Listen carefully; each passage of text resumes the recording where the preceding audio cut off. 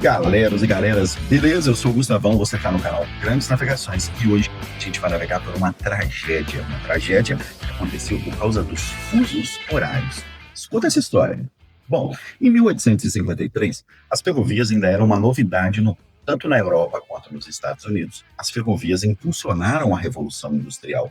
É o que a gente chama de uma revolução dentro da revolução e por isso a gente dá o nome para esse momento aí de Segunda Revolução Industrial. A primeira começa lá por volta de 1750 e a segunda justamente por volta de 1850 e tem as ferrovias como a principal inovação daquele momento, o que faz com que a produção, a obtenção de matéria-prima, o tráfego de mercadorias e pessoas se tornasse muito mais ágil, conectando cidades que antes estavam distantes e que agora essa distância podia ser cumprida em um intervalo de tempo bem menor.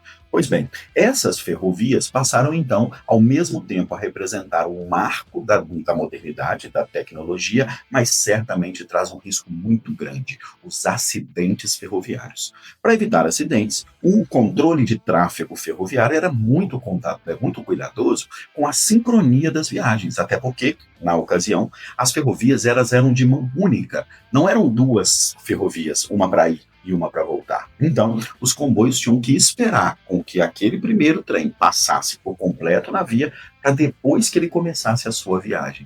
Considerando os muitos entroncamentos ferroviários, linhas que se juntam umas às outras, era algo extremamente perigoso e vulnerável. E justamente lá em 1853, um pequeno erro de cálculo de horário gerou esse acidente. Na época, os relógios mecânicos, que foram inventados alguns séculos antes, eles eram constantemente verificados e ajustados, acertados a partir do relógio de sol.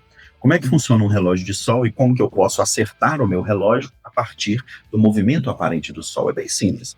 Quando o sol se encontra no ponto mais alto da abóboda celeste, esse é o jeito difícil de falar, céu. Mas quando o sol se encontra no ponto mais alto do céu, isso significa que são meio-dia. E dessa forma, todos os maquinistas acertavam os seus relógios a partir deste horário e ficava tudo sincronizado. O grande problema é que cidades que estão em diferentes longitudes vão ter o sol no topo do céu em momentos diferentes. E foi isso que aconteceu.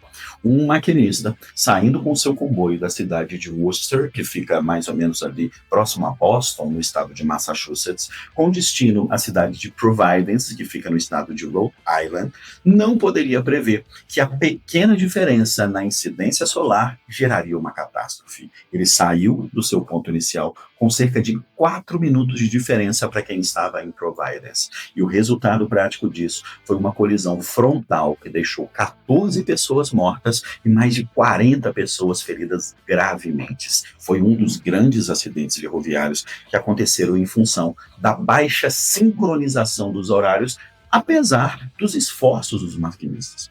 Quando as perícias, as investigações tentaram descobrir o que aconteceu, eles chegaram a uma conclusão, que não houve uma falha humana direta. O que aconteceu foi um problema de falta de padronização dos fusos horários. Como cada cidade tinha o seu próprio fuso, era muito fácil dos acidentes acontecerem.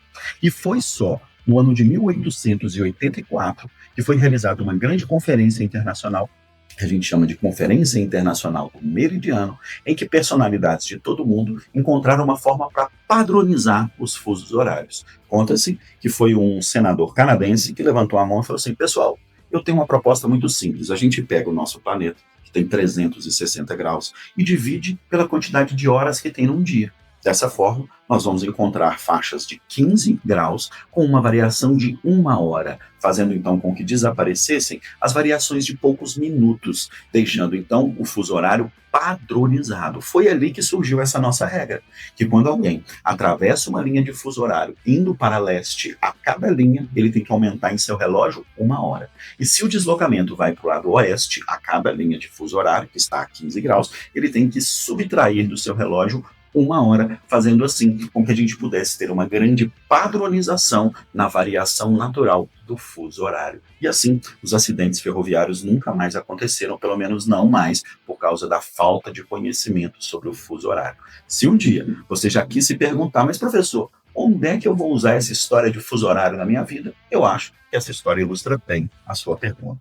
Se você gostou desse vídeo, se você gostou do nosso canal, não deixe de curtir, não deixe de comentar, não deixe de espalhar isso aí para os seus amigos, que as grandes navegações estão só começando. Um grande abraço, fique com a gente. Até o próximo. Valeu!